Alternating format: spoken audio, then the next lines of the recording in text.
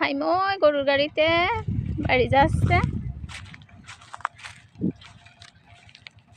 ধানের বস্তা গাড়িতে করে মাঠ দিয়ে বাড়ি চলে যাচ্ছে।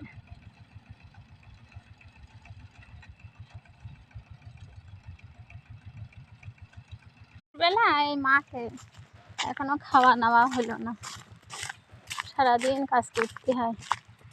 চাষি ফ্যামিলির লোক আমরা, ধান চাল গম পাট মুসুরি সরষা সবগুলো আবাদ করতে হয়।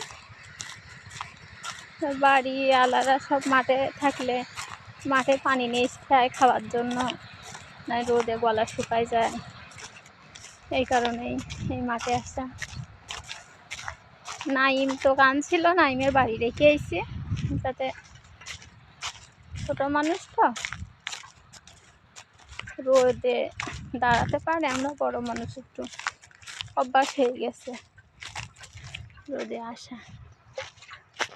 একটা পানি কলস নিয়ে এসেছিলাম।